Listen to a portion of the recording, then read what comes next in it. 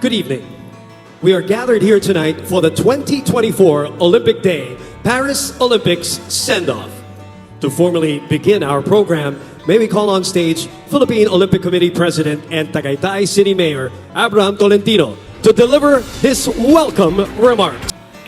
We will be leaving tomorrow morning for the 1-month training camp that we conceptualized since last year.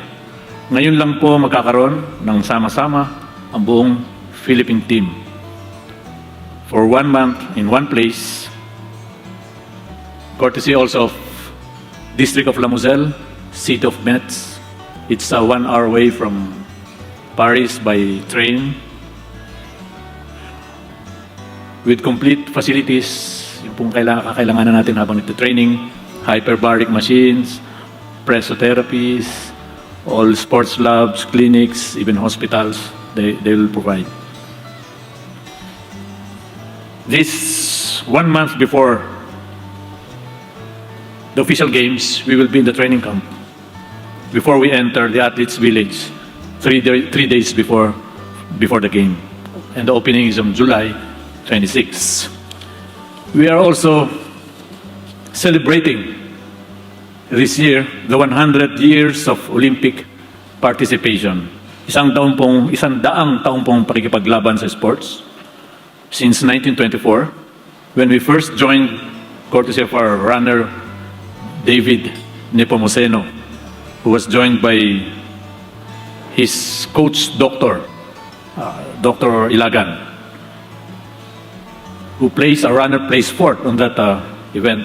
Even for 33 days, he traveled to Paris via boat from Manila to Hong Kong, Hong Kong to Vietnam, then Vietnam to Paris, and arriving with no practice. That's the big difference now with this setup, with our national coaches, personal coaches, physiologists, nutritionists, PTs, masseurs. That's why we are all excited in this Paris Olympics 2024 edition. Again, Mr. President, mahal na Pangulo, it's an honor to present to you the Philippine team, the Philippine Olympians and Paralympians bound for Paris Olympics 2024. Mabuhay po kayong lahat at magandang gabi po. And now, may we request our PSC Chairman, Mr. Richard Bachmann, to hand over the Philippine flag to the President. And the President to hand it over to our POC President, Mr. Abraham Tolentino. Thank you, Mr. President. And a round of applause for our athletes. Ladies and gentlemen, the President of the Republic of the Philippines, His Excellency Ferdinand R. Marcos Jr.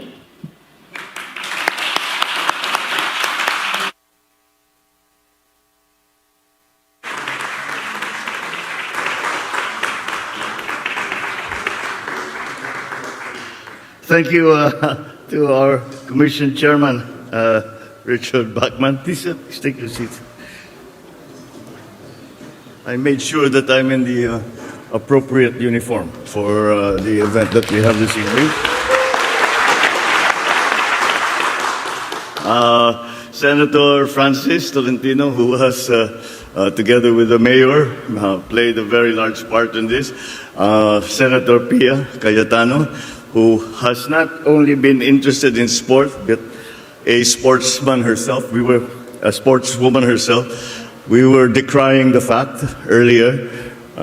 And I told her, there was a time when we were still competing, the two of us. Ngayon, we just sent people off to the Olympics. And yun na lang ang trabaho natin. The members of the Philippine Sports Commission, our friends and partners who have been so supportive of our athletes, and our most important guests here for the evening, our Filipino Olympics and Paralympics athletes who are bound for Paris tomorrow. Distinguished guests, ladies and gentlemen, it was in 1924 that the first Filipino Olympic athlete carried with him the hopes and aspirations of a very young nation. A world-class sprinter during his time, David Nepomuceno, who was mentioned earlier, was a beacon of potential and promise. He embarked on a journey that not only defined his life, but also blazed the trail for future Filipino athletes. He laid the groundwork for these athletes who are going now. And he demonstrated that our nation can stand tall on the global stage when it comes to sports. So, fast forward now to 100 years on. We gather here today to perpetuate the legacy of that determination and excellence that Philippine athletes have bravely demonstrated all throughout the years. More than a send-off, this is an opportune time to get inspiration from the countless athletes who have carried our flag with pride throughout the years. Imagine the scene at the 2020 Tokyo Olympics. Heidelin Diaz Naranjo stands before the barbell, the weight of history resting on her shoulders. And as she hoisted that heavy weight above her head, she lifted the hopes of the entire nation. Her victory, the first Olympic gold medal for the Philippines, resonated across the entire country, a beacon of what can be achieved with perseverance and unwavering faith. She was not alone. Nesty Petesio, Carlo Palam, Yumer Felix Marcial, their silver and bronze medals stood right next to her, embodying the same spirit of perseverance and sacrifice and discipline and excellence. Their successes were not personal victories only for themselves. They were a triumph for every single Filipino, especially young Filipinos who dared to dream of reaching such great heights, who dared to believe that they could achieve what could have been considered as impossible. So the athletes that we are sending to this year's Olympics embody the quintessence of that Filipino spirit, a spirit that knows no bounds, thrives on adversity, and dares to break any barriers put before them. As we gather tonight to give our well-wishes to our athletes embarking on the 2024 Paris Olympics, my heart swells with pride and optimism. I see before me men and women who have sacrificed countless early mornings, long afternoons, late nights in pursuit of perfection. From humble beginnings to the world stage, each of you has woven a tapestry of courage, of discipline, of sacrifice, and of strength. Your stories speak not just of feats of athleticism, but your growth as a firm, relentless, and forever reaching your dreams like every Filipino. And we have invested in those dreams. We have tried to support the sports movement here in the Philippines. We have granted 52 million pesos for the preparation, training, and participation of Filipino athletes in the 2024 Paris Olympics. For this year alone, over 1.1 billion pesos in sports through the PSC has funded the aspirations and future of Filipino athletes. We continue to rehabilitate our major sports facilities, such as the Rizal Memorial Sports Complex, the Phil Sports Complex, to give our youth a fitting stage to improve and to showcase their talents. And presently, we are finishing the National Academy of Sports System in Tarlac and the Philippine Sports Training Center in Bataan to train, to hone, and to develop present and aspiring athletes for future competitions. So on top of all these efforts, I direct the Office of the Executive Secretary to release to the Philippine Sports Commission any funds to help support the preparation and participation of our athletes in these upcoming Olympics.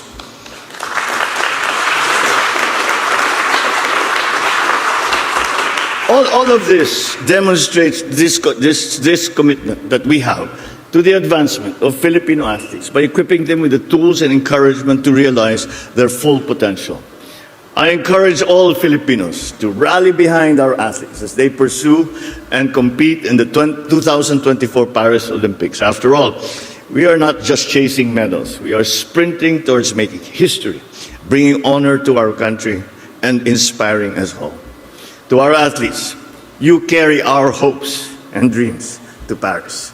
You also carry with you the banner of our nation that believes in you, stands proudly beside you, and celebrates your every triumph and is with you through any obstacle. Whether in the boxing ring, on gymnastics floor, sculling in the rowing, or in any area that you compete in, you exemplify the very best of what it means to be a Filipino. We are competitive, courageous, and determined, but we do it with a smile on our face. As you step onto the global stage, hold our flag high and show the world what a Filipino is made of. We believe in you. We are proud of you, and we will be with you every step of this remarkable journey. Mabuhay ang mga atletang Pilipino. Mabuhay ang ating mga Paris Olympians at Para-Olympians. At kami ay nandito. At palagay ko, yung sigaw namin na pagka pinapanood kayo namin, lalakasan namin yung sigaw namin. Kahit dito sa Maynila, maririnig ninyong hanggang dun sa Paris. Maraming salamat. Mag-ugating. Thank you, Mr. President.